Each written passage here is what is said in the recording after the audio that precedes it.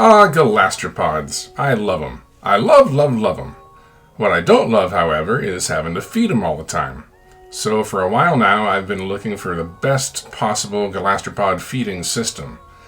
In this video, I'm going to be going over 10 different ways to feed your gastropods, starting with the simplest at level 1, and ending with something that's great but definitely not so simple at level 10. But before we get into it, I know there are a lot of new players that don't even know what gastropods are, let alone how to use them, so let me give you a quick rundown. Gastropods are kind of like pets in Astroneer. Once you get one, you put it in your backpack, and it'll give you some kind of an ability that you didn't have before. The way to obtain gastropods is via the xenobiology missions, which start with the mission Bait and Switch, where you have to gather 3 sphalerite. After that, you'll wind up going around to every planet, collecting shells and doing some other things, until you have all of them. There are 7 in total, 1 for each planet. On Silva, you're going to get Sylvie, which is like a supercharged work light. On Decilo, you get Usagi, which tracks curiosities and treasures, I guess, on your current planet.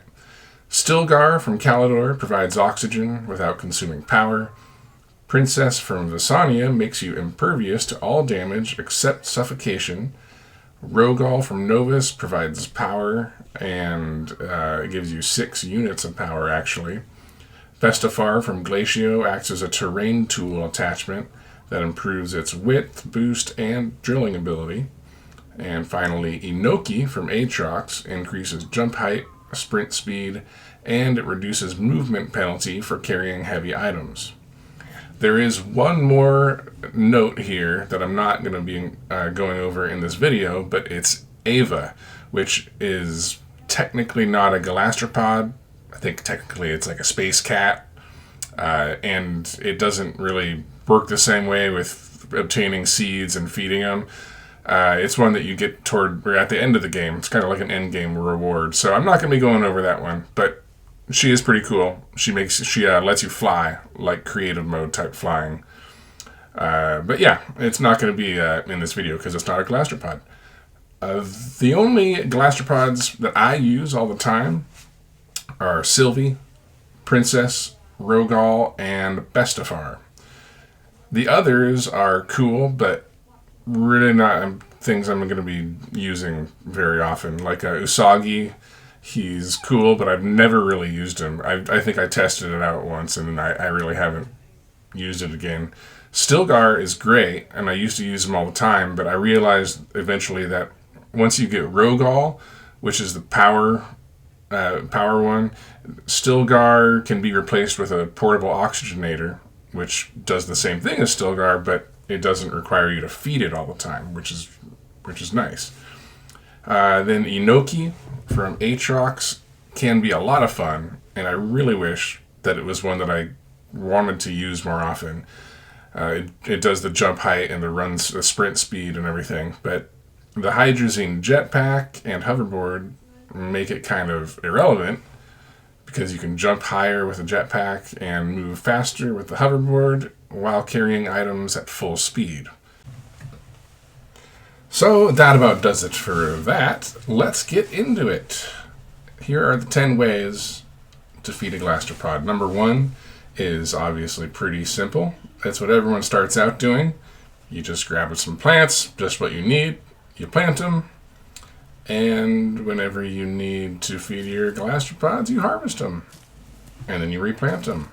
That's fine. That's fine. I mean, there's nothing wrong with it, but if you're like me, then you're going to find that after a while, this gets pretty tedious. And there are just better ways to do it that are more fun and save you time. So, yeah, it's not long before most people outgrow this number 1 phase.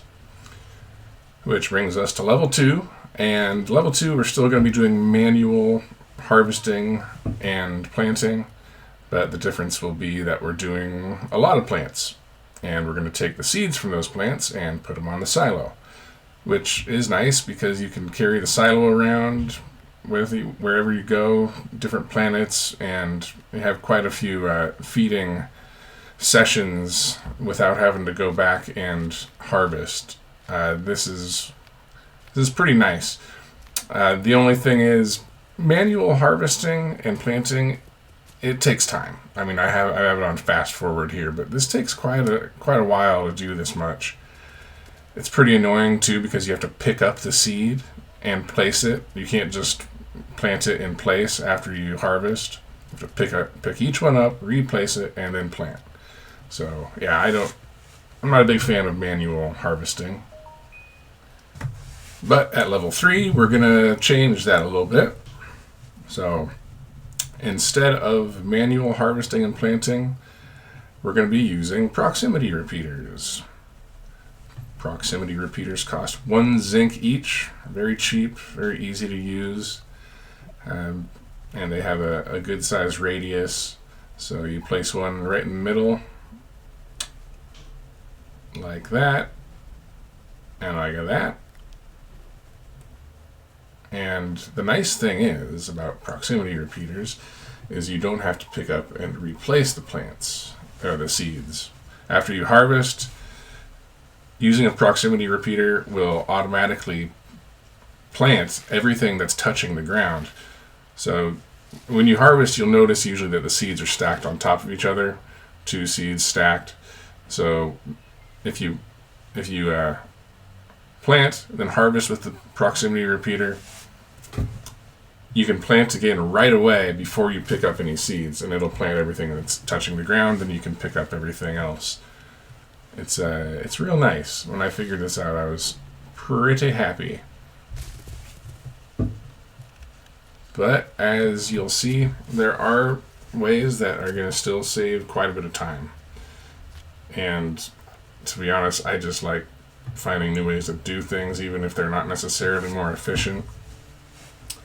But level 4 here, I kind of forget what I'm doing on level 4. We're going to find out. Oh yeah, auto arms. This makes things a lot easier.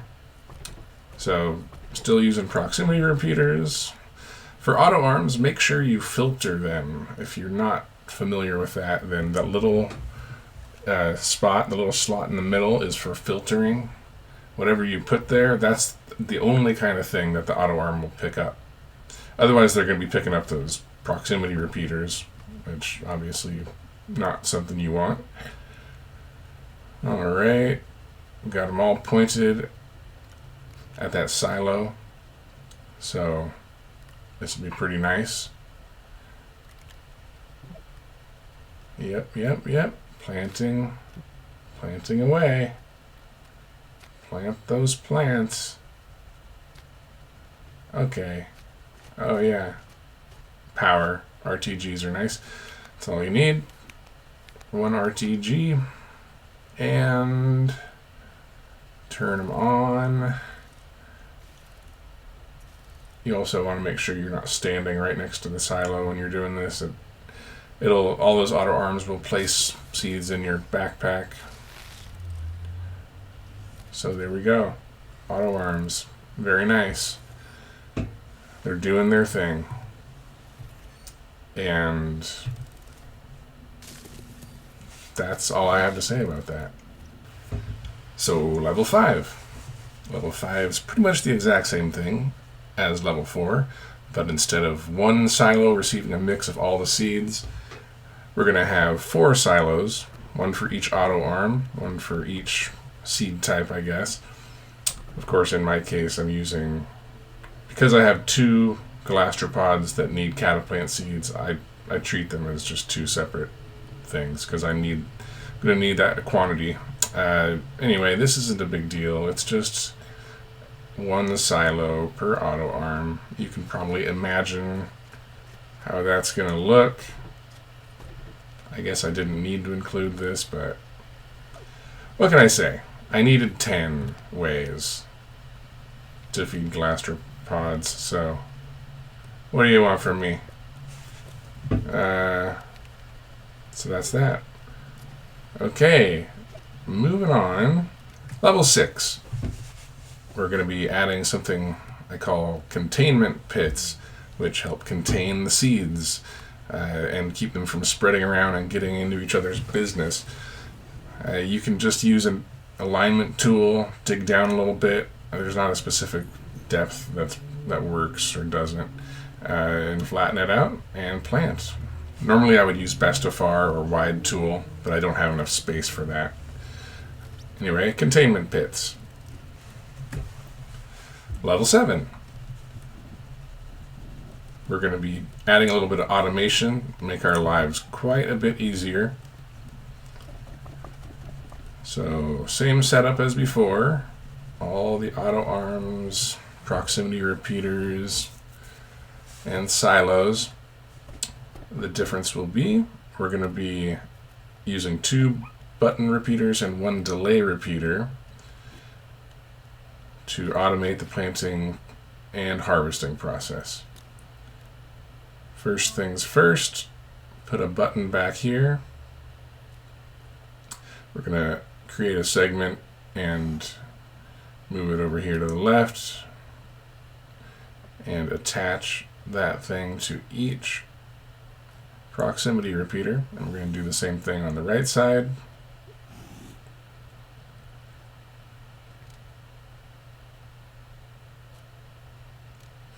Then we're going to grab the delay repeater and put it right there. We'll attach that to that button, and I set it to 13 ticks. Doesn't have to be exactly that. I just think it's a good level. Probably wouldn't do it any faster if I were you. Then we're going to use the other button. I create a segment there just because I like to keep the wire going along the ground, but you don't have to. So that button will attach to that button and the delay repeater. Now, what will happen when that button is pressed? First, all 4 proximity repeaters will go off and harvest. 13 ticks later, they'll all go off again and plant. So harvesting and planting automated. Auto arms do their thing, and again, because those seeds are stacked when you harvest them, usually about half the seeds get planted and you get to keep half of them. Sometimes it's more that get planted, but not usually less with those containment pits. Level 8 is one of my favorite designs. This is the one I've used the most. I've been using it in pretty much every base up until recently. It's the same setup as number 7, but we're going to add this second row of auto arms. All those 4 silos basically become buffer silos, which helps make it so you don't have to harvest as often, which is nice because you have to be pretty close for those plants to grow, actually. I think I counted 4.5 extension or power extension lengths I can be before they're not growing. Same button and repeater setup as before, only now in the front here we're adding this on the left. It's a button repeater that attaches to all 4 of those front auto arms. Then a delay repeater. I set it to about 20 ticks, and that delay repeater is pointed to that auto arm button. And then we have this button this is the button we'll be pressing. That's attached to those 2, the auto arm button and the delay repeater. That's about when I realized I was short 1 button, and there we go, got my button. Now this is going to be for the setup, the harvest and plant setup.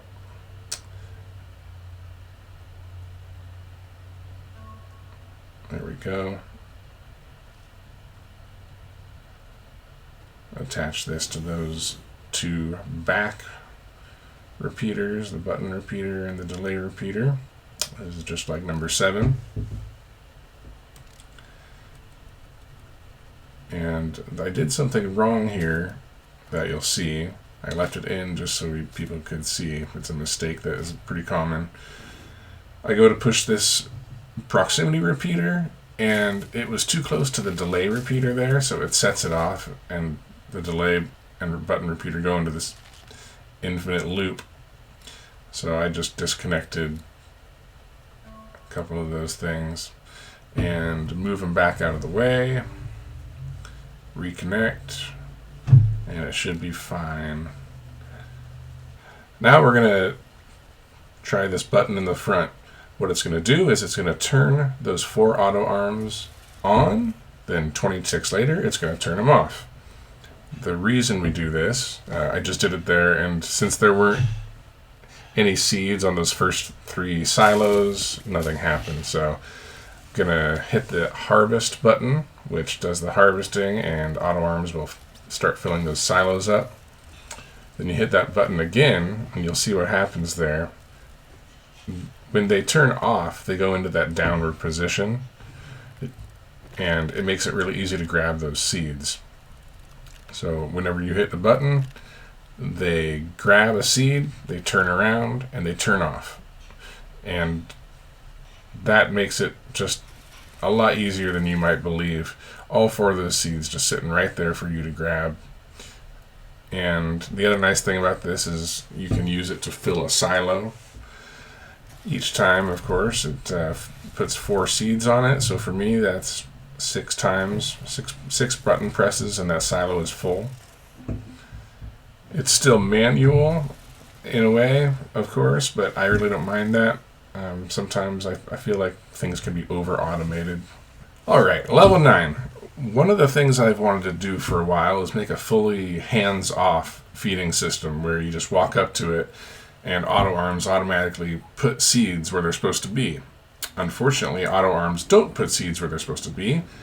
They will put them on a galastropod if it's available, but it'll just be pretty much random. So for a long time I kind of gave up on the idea until recently. I was standing in my base and my scrap factory, I was standing too close to one of the auto arms, and it placed a piece of scrap in my backpack, but I noticed that it just placed it one piece of scrap, and it had more to grab and give me, but it didn't, which made me realize that the backpack works the same way as a normal storage. If you are on the very edge of an auto arms output, it's only going to put something in the slot that it can. The problem is there's no way to consistently put yourself in a position where auto arms will always put things in the same spot on your backpack. You're probably going to have a different position all the time. But that's when I realized that even if you're in a Rover seat, the auto arms will actually put things in your backpack. It's not true if you're in some vehicles, but if it's like a train or a VTOL, but if you're in a Rover seat, it will. It will actually put items into your backpack. And what's nice about that is the Rover seat makes it a consistent position. So what I did is eventually figured out, put a Rover seat on a wall, which makes it so when you're in the Rover seat, your backpack is lying flat, which makes it really easy to access all sides of your backpack. And from that point, it's just kind of a pain, but you put auto arms around your backpack and pointing right so the outputs are right at the edge of your backpack wherever you need it to be. And that's what I'm doing here. I put 4 auto arms down. Now I'm going to line them up, and you'll see I'm trying right there. That's kind of what I was looking for, because when I'm sitting down in the Rover seat, that corner is where my Silva is, and that's the Hispine auto arm. So I kind of fine-tune it here. Yep, it takes some doing. I've done this a few times now, and once in a while, for some reason, it'll take just an inordinate amount of time for me to get it right. The corners aren't usually too bad.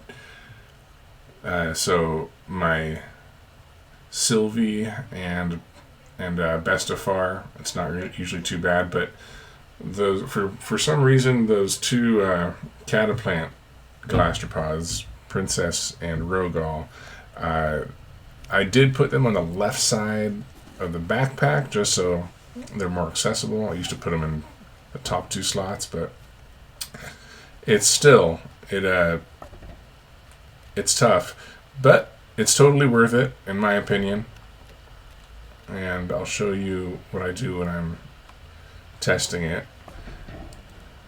You need to have all of the gastropods empty of the backup seeds, so they can be active, but they can't have a backup seed on top of them.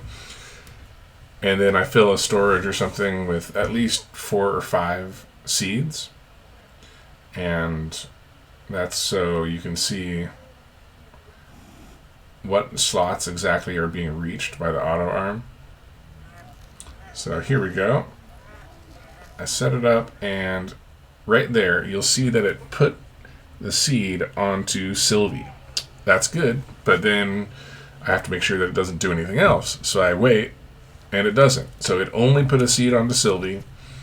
That's a good spot for that one. So I leave it, and I lock it, and then I go around and I do that for all the others.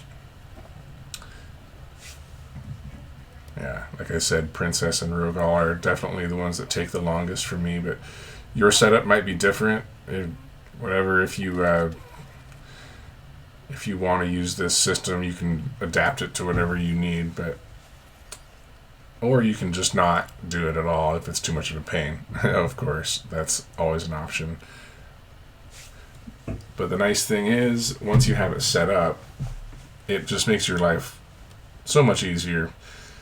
At least mine. Alright. Let's try this out. Oh, see, there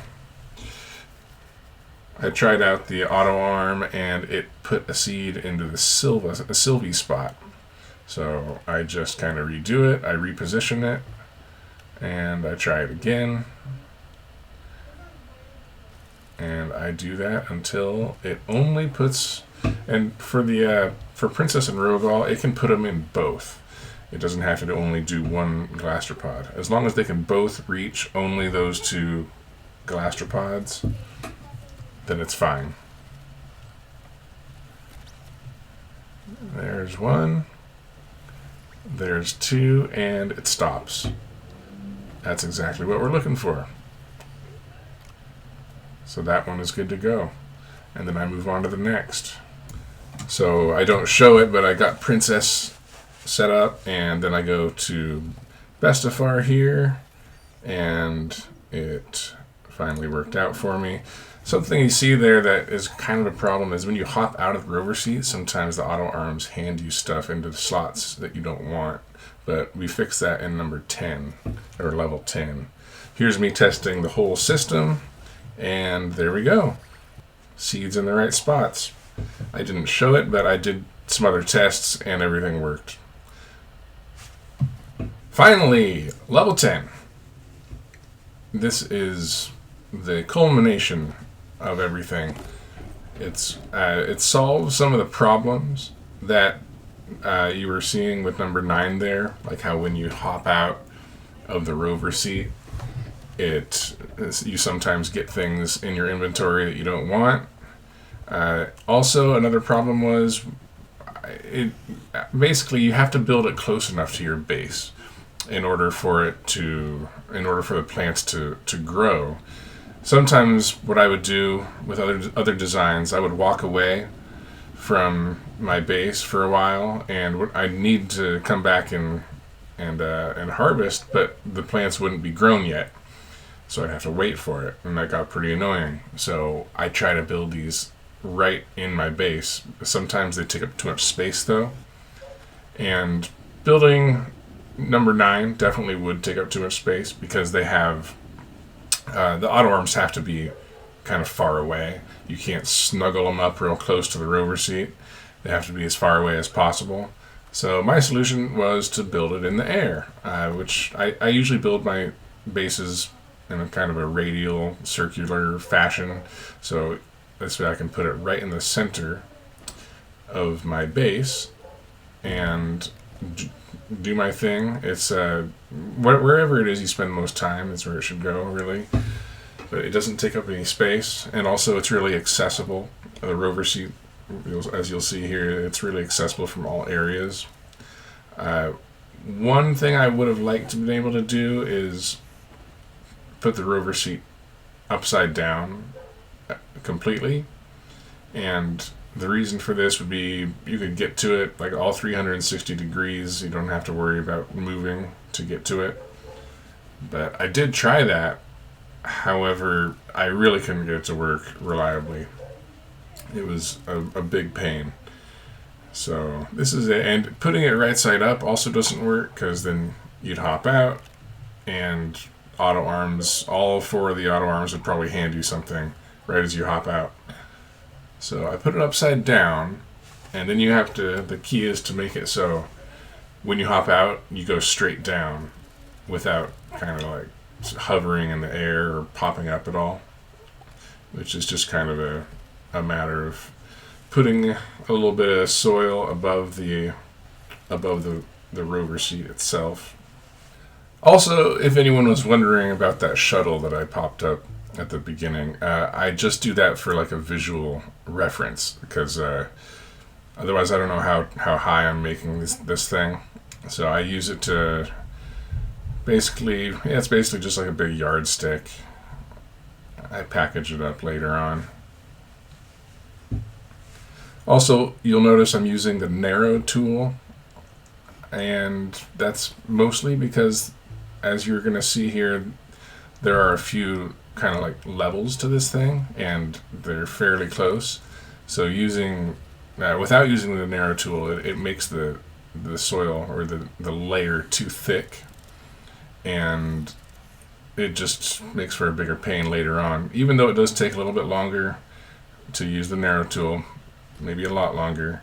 What I'm going to do is eliminate all the excess dirt. So I'd rather just use the narrow tool to start with and not have to eliminate a whole bunch of dirt later on. Now here you'll see I'm testing. There we go. I put just a little bit of soil above that seat and tested it, and I popped straight down. If it's not thick enough, you'll pop straight up and you'll wind up standing on top of it. Yeah, this is, I tried to make this as quick as possible. I mean, it's a 2.5 hour build, to be honest, and this is like the second one I've made. So I cut it back as much as possible. I did want to show, though, how I do a lot of it, in case anyone wants to do this. But at this point, I already have all of the auto arms that are going to be handing you or putting things into your backpack. I have all those positioned and set up. So I was doing a lot of backups and everything, because the last thing you want is to be removing soil and have one of those auto arms pop out of place, and you have to redo it. It's not the end of the world, but it's just not ideal. So here I'm not using silos. I'm using medium storage, and the reason is it's a fully automated system.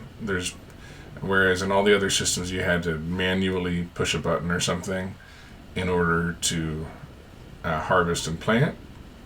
This system is fully automated, and it goes off of, as you'll see later, it'll go off of how full those storages are, full or empty.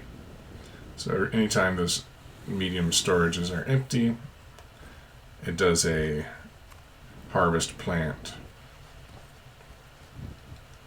And these don't have to be on the wall like this. They could be sitting up normal, but I just like them better this way, I think.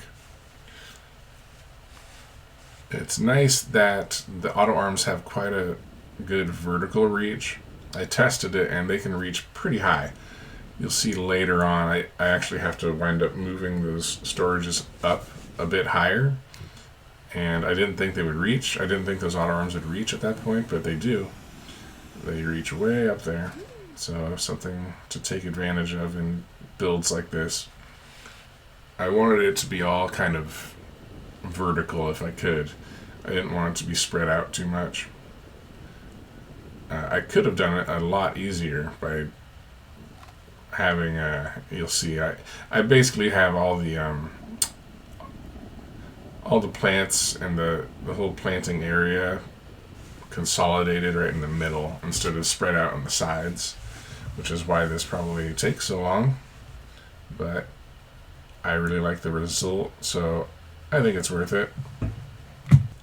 Another thing you'll see I'm doing is using QTRTGs for the power, which of course makes it a lot cleaner. This was done in Adventure, and this is like every QTRTG I had, because I haven't actually finished the game yet in this save. But it makes it real nice.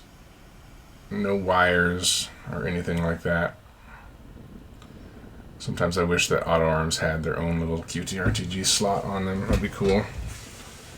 Okay, so at this point you'll see I'm flattening out a level up here. This is going to be the top of the harvesting area. And one thing you might notice is there are only 3 branches here instead of 4. All the other systems had 4. Two cataplant branches, but this will only have 1. And that's because it's automated. I don't really need to worry about it. The cataplant one will be triggered twice as often, but it shouldn't pose any problems because of the fact that the location is right in the center of the base. I'm not going to have to worry much about the plants not growing. Here we go. You'll see I'm using some colors here. I tried to kind of correspond them to each seed, sort of. And that's just to mark the location of each harvesting pit. And then I'm going to kind of very painstaking. This is the part that took almost all the time, really. Start with making holes in that layer. And I then kind of build out the pit from the ground up. And it took forever. And it was really frustrating. There's got to be an easier way to do it. I'm sure there is. I was going to build like a solid level and then just dig the holes and then kind of hollow out around them. But I did it this way. I'm not sure which way would be easier. But if you want to make it look good, of course this game kind of makes you work for it. And you gotta abandon the idea that you can make things perfect. Of course, you could make this in true flat. I'm not a big fan of true flat, just because it's limiting. It limits the locations that you can do it. Limits how big of a spot you can make. I'd rather do it this way. And once you kind of embrace all the imperfections, I think it kind of looks cooler, almost a little more organic. So, but normally I am the kind of person who wants everything to be perfect. So it took a little bit getting used to this game. Here I'm setting up the sensors. Yeah, I think I'm really happy with the way that looks in the middle. It's like 3 little crucibles or something. And the storage sensor goes to both that delay repeater and the proximity repeater. And the delay repeater goes to the proximity repeater. So that'll set it up just how we want it, and this is the test. And it works. And if you're playing on keyboard and mouse, you can do it from a long way away. Like, pull out your terrain tool. It's a little trick, and you can click it and do it from a very long way away. So all tests worked. Made me very happy. So that'll do it. Thanks for watching. Hopefully you learned something, and if not, hopefully you had some fun. I don't know. But we'll see you next time.